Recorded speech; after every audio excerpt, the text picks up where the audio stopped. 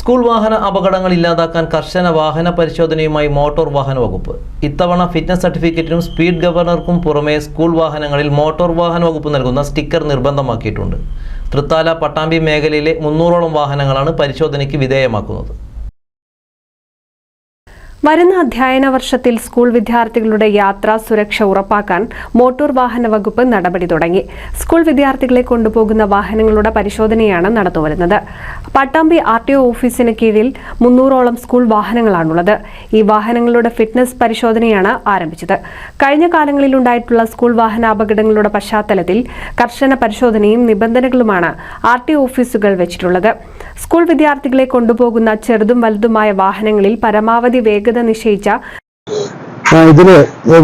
ഈ പട്ടാമ്പി താലൂക്കിലെ എല്ലാ വിദ്യാഭ്യാസ സ്ഥാപനങ്ങളുടെയും വാഹനങ്ങൾ പരിശോധനയ്ക്ക് വിധേയമാക്കി വാഹന ജീവനക്കാർക്കും സ്കൂളിലെ നോഡൽ ഓഫീസർമാർക്കും വാഹനത്തിലെ ആയമാർക്കും നമ്മൾ ട്രെയിനിങ് കൊടുത്ത് വാഹനത്തിൽ പുതുതായി സ്റ്റിക്കർ പതിപ്പിച്ചതിന് ശേഷം മാത്രമേ ഈ താലൂക്കിൽ വിദ്യാർത്ഥികളെയും കൊണ്ട് സവാരി നടത്താവൂ, സർവീസ് നടത്താവൂ എന്നൊരു പദ്ധതിയുടെ ഭാഗമായിട്ടാണ് ഈ ക്യാമ്പ് നമ്മൾ സംഘടിപ്പിച്ചിട്ടുള്ളത്. സ്പീഡ് ഗവർണറുകൾ നിർബന്ധമാണ്. മോട്ടോർ വെഹിക്കിൾ ഇൻസ്പെക്ടർമാർ വാഹനം ഓടിച്ച് പരിശോധിച്ചതിന് ശേഷമാണ് ഫിറ്റ്നസ് നൽകുന്നത്. പരിശോധന പൂർത്തിയാക്കി RTO നൽകുന്ന സ്റ്റിക്കർ ഉള്ള വാഹനങ്ങൾക്ക് മാത്രമേ പെർമിറ്റ് നൽകുകയുള്ളൂ. ഇതിനു പുറമെ സ്കൂൾ വാഹനം ഓടിക്കുന്നവർക്ക് മോട്ടോർ വാഹന വകുപ്പിന്റെ നേതൃത്വത്തിൽ ക്ലാസും നൽകും. വാഹനങ്ങളുടെ wiper, light, automatic door, emergency exit door എന്നിവയാണ് പ്രാഥമികമായി പരിശോധിക്കുന്നത്. ആ പരിശോധനയിൽ ഞങ്ങൾ കാര്യമായിട്ട് പരിശോധിച്ചത് വാഹനത്തിന്റെ മൊത്തത്തിലുള്ള അപ്പിയറൻസും മെക്കാനിക്കൽ കണ്ടീഷൻ, അതുപോലെ സീറ്റ്, മറ്റേ സുരക്ഷാ സംവിധാനങ്ങൾ, ഈ കാര്യങ്ങളൊക്കെയാണ് കൂടുതലായിട്ട് പരിശോധിച്ചിട്ടുള്ളത്.